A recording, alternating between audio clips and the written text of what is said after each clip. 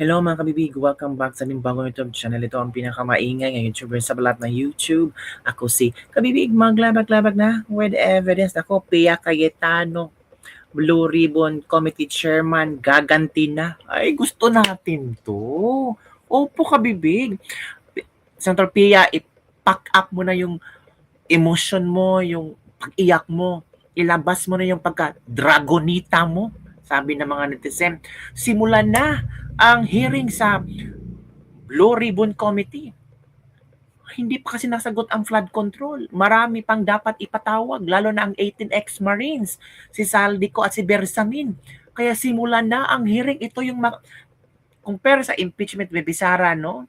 Ito yung flood control, ito yung pinaka-exciting ito yung gustong malaman ng netizen, mga tao, yung impeachment ni Bibsara, alam naman natin, political yan eh. Gawa-gawa yung mga ebidensya at kung ano-ano pa, mga chika-chika nila. Oh, sabi nga ni Congressman Erese, ay, marami ang natakot, tinakot. Oh. Pero itong flood control, walang takutan to.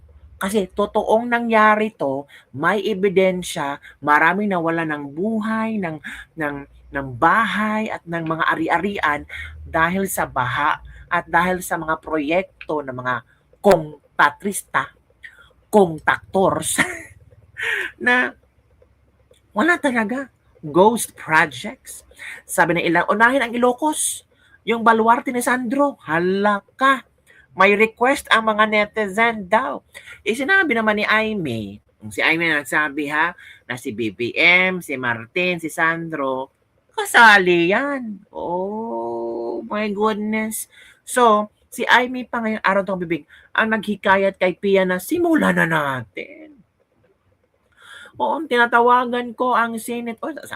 Ito ang i-share ko sa inyo Ito yung request, hindi naman request kundi tawag talaga ito.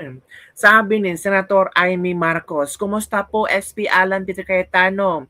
Senator Pia Cayetano, tara G. Wala, tara G tala. Tara G. Go. Tinawagan ko ang aming Senate President Alan Peter Cayetano.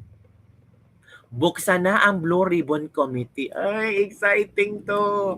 Tanggalin lahat ng takip sa flood control corruption. Yan na. Ipatawag ang 18 Marines, si Zaldico at mga Bersamin. Ilabas na ang katotohanan. Senator Amy Marcos, yan ang gusto namin. Kaya maraming mga netizen ang nagpalakpakan na sila yung bagong majority block sa Senado. Even though kine-claim ni Lacson, ni Soto, ni Kiko na mayroon daw bagong pagpapatalsik kay Senator Alan Peter Cayetano. Bakit? Ayaw niyo bang buksan ang Blue Ribbon Committee ang flood control corruption? Ito ang komento ng ating mga netizen. Iyan ang dapat na i-prioritize ng mga senador. Isang tabi muna ang usapin ng pagbabago sa bagong SP at ituon ang pansin sa mga mas mahalagang isyu. Filipinos are tired of waiting and deserve clear answers on who should be held accountable and face the consequences if wrongdoing is proven. Mas mahalaga na matugunan ang mga tunay na problema ng bansa at maibalik ang tiwala ng taong bayan sa pamahalaan, which is true. Ito yung kasi si Soto, sina Win Gatchalian sinasabi, ang gusto magbabago ang liderato sa Senado kasi gusto naming ibalik ang tawag dito ang magandang imahe ng Senado. Wow. Para mabalik ang magandang imahe ng Senado, buksan ulit ang flood control corruption. Ito yung suggestion ni Senator Amy Marcos. Win Gatchalian, Soto, Lacson, ayaw nyo, Risa? Ito yung hinihingi ng tao. Yung merong totoong report, merong totoong mananagot. Hindi lang yung mga small fishes. How about yung mga sharks, mga crocodiles? Sila yung dapat ipakulong. Si Marcos, anong sabi niya?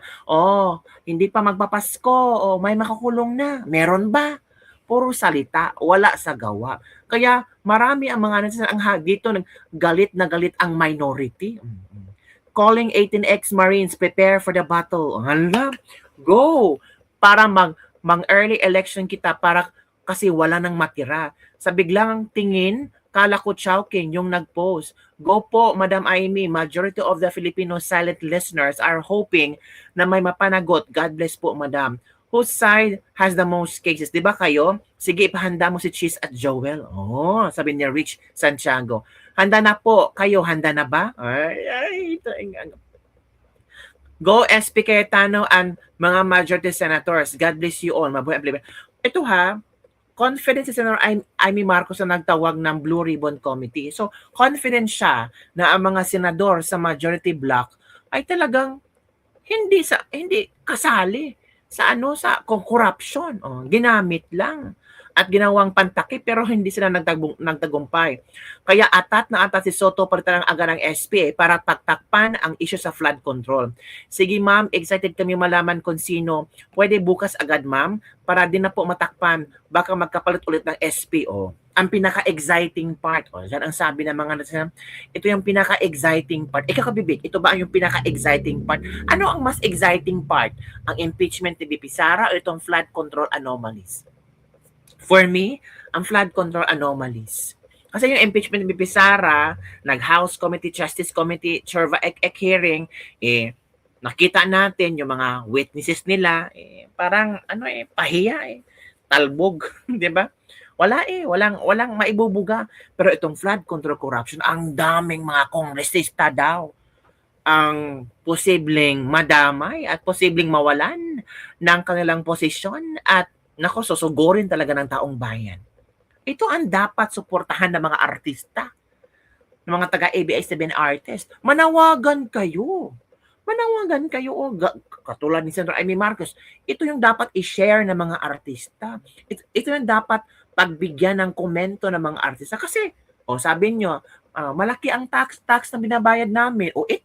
Nanawagan na ang isa sa mga majority black sa Senado. Nanawagan. I-share nyo. Magbigay kayo ng komento. Sang-ayunan nyo.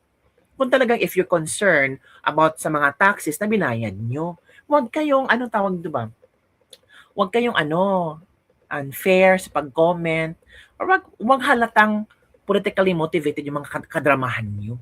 'Di ba? Parang ang saya-saya sa news. Parang marami ang excited mga kabibig. Ikaw ba? Excited ka na ba na buksan ulit ang flood control ako, pero itong si Lacson kabibig, hindi pa rin nawala ng pag-asa na posibleng magbabago ang leadership sa Senado. Sabi ni Lacson mga kabibig, i-share ko sa iyo. Ito ha. Lacson confirms efforts to change Senate leadership. Yan. Lacson na. Senator Ping Lacson on Sunday confirmed that efforts are underway to change the Senate leadership as the chamber recently convened as an impeachment court for a trial of Vice President Sara Duterte. Confirmed, sabi ni Lacson, talagang merong pagkilos na palitan ang liderato ng Senado. So it means tama yung mga sinasabi ni Senator Alan Peter Cayetano na may pananakot, na may mga bayaran, totoo ba? Kasi effort Ano ba yung effort? Di ba? Lacson said the move seeks to replace Senator Peter Alan Cayetano with Senator Cherin Gatchalian to give the Senate a fresh start. Wow. So bale yung kay Chis Escudero hindi yung fresh start. So bale yung kay Soto hindi yung fresh start. So bale yung kay Cayetano kasi alam niyo naman na pidipila Duterte hindi fresh start. Pero kay Cherin Gatchalian fresh start. Wow. Sana kung magpalit ng liderato, maibangon namin, magkaroon kami ng fresh start. Kaya ang napili namin si Senator Cherin Gatchalian. At least fresh face. Ayun, yun lang pala ang basihan ng pagiging Senate President. Fresh face, wala siyang kaaway sa magkaibang panig. Solido kaming 11 rito na itulak na siya magiging Senate President. Yun ang pinaka-practical. Wow. Yun pala ang basihan na mag-elect ng bagong Senate President. Kailangan na fresh face pala ang gusto ni Lacson. Nako po. Hindi kami papayag na si Senator Cherin Gatchalian ang mahirang na Senate President. Kasi tatingin namin siya yung fresh face na pwede. Kalerki talaga. Fresh face talaga ang rason mga kabibing. Kung meron man, I'm not liberty to disclose kasi critical yan, sensitibo yan. Hindi ko i-confirm, hindi ko i-deny. Continuing crime ang paghangad na mapalitan ang liderato. Yan na. Kailangan daw fresh face. Yan daw, ang presiding officer ng 24 senator judges ay presiding officer lang. Wala naman sa kanya talaga yung sariling desisyon kung paano ang takbo ng impeachment. Kayang-kaya ni Senator Sherwin yan. Ang observation namin sa kanya, pati yung committee chairmanships na pinagdaanan niya, preparado naman siya. Kasi fresh face. Grabe naman. Yun talaga ang rason. Fresh face, fresh start. Fresh face kasi siya. Fresco. Nakakatawa naman yung rason ni Soto. Kalerky. Sabi ni Congressman Kiko Barzaga. Ito yung komento niya, kabibig.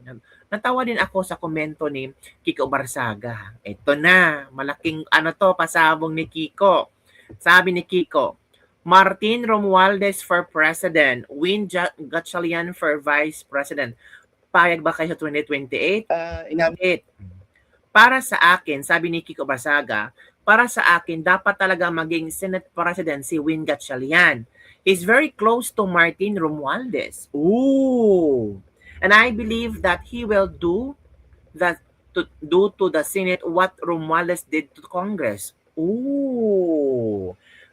BFF pala ni Martin si Sherwin Gatchalian. So, sure na yan, yung flood control, wala na rin yan.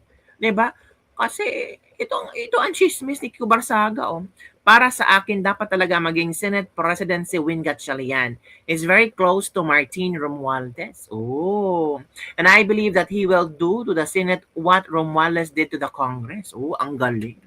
Diba? Fresh face, BFF ni Martin. Halak. Paano lang ang flood control?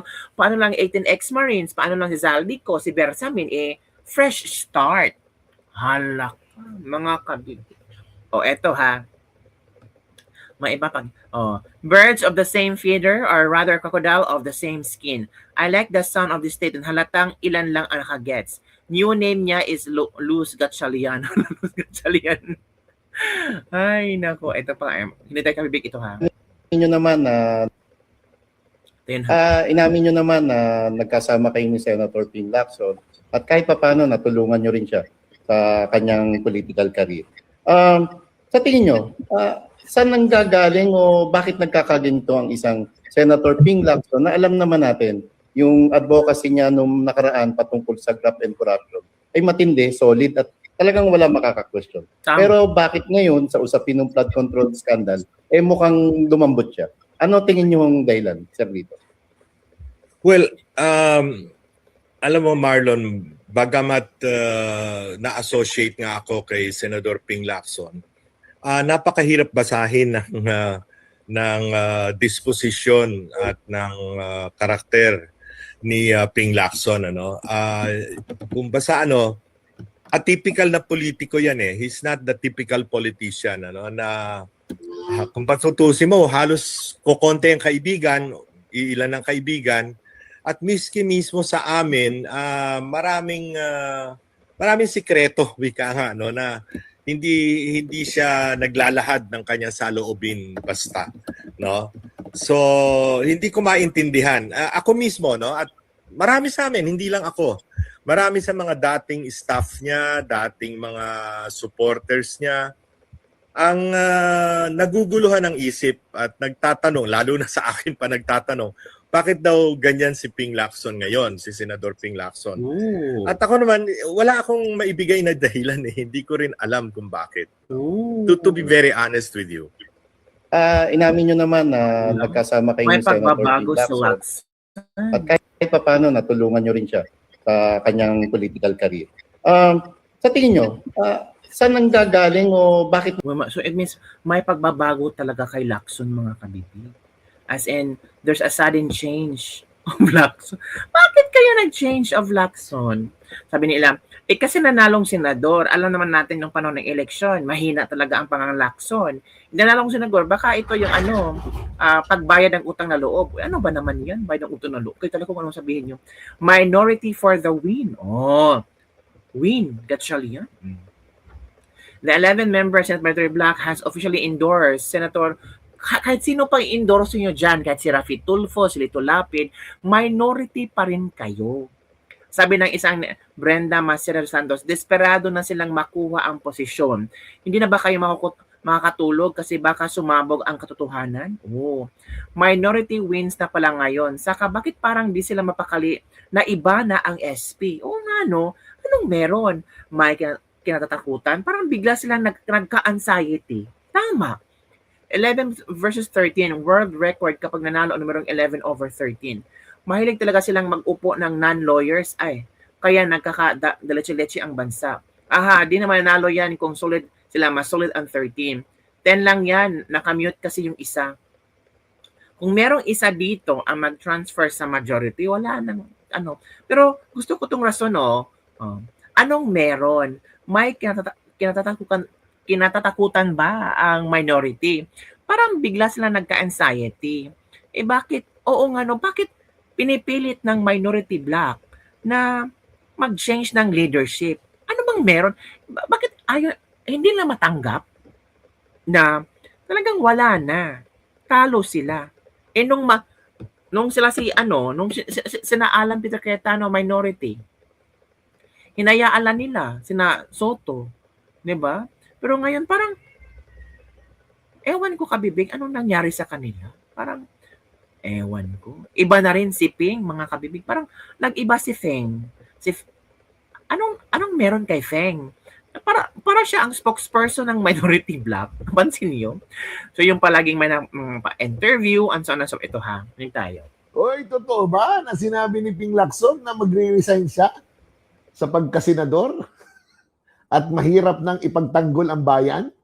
Aba, hindi kaya nagdradrama lang si Senator Ping dahil wala na sa kanya yung Blue Ribbon Committee at mukhang ang unang may imbestigahan ay kasama siya.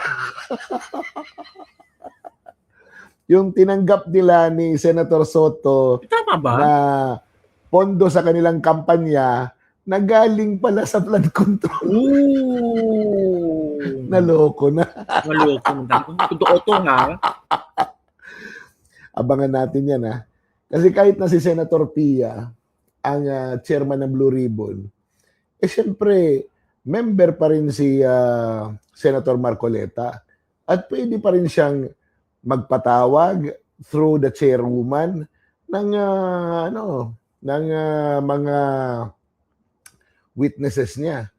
At 'di ba, nagsasama rin na nga siya nung huling Blue Ribbon Committee hearing noong siya ang chairman. So palagay ko parang kung siya ang masusunod, idudugtong niya yun. At aabot yan doon kay Soto at Ping Lacson na tumanggap ng pera ayon kay Toby Chanco galing sa flood control para sa kanilang kampanya para manalo sa pagkasenador. Oh, naloko na. Bahala na. Basta ako, mag-aantay ako sa panahon na yun. Natatanungin din naman si Senator Ping Lacson kung totoo ba na natanggap niya yung perang yon para sa kampanya. O paano? Sayang ang bayot. Oy, totoo ba? King revelation yun ha. Galing kay Toby Tiangco. Halak mga kabibi. Kaya pala atat na sila na na tawag dito, palitan ng SP. Diba? Hala. Paano yan? Nako, paano yan? Ano ang iyong komento mga kabibig? Comment down below and don't forget to like, subscribe, and share this video para magkaalaman talaga pati Senator Pia na ang uupo. Kaya hindi nila hahayaan na magsimula ang Blue Ribbon Committee hearing ulit. Eh si Senator Amy Marcos atat na. Tinawagan na niya si Senate President Alan Peter Cayetano. Let's start. Investigasyon na, hearing na, ipatawag ang 18 ex-Marines, si Zaldico, si Bersamin, ipatawag na natin silang lahat. Hala, ito yung gusto namin, Senator Amy Marcos. I-push mo na yan. Kasi marami ang excited. Diba? Ikaw, di ka excited? Yun lang kami bigyan atin this libak for today. Don't forget to like, subscribe, and share this video. Bye everyone. See you next time.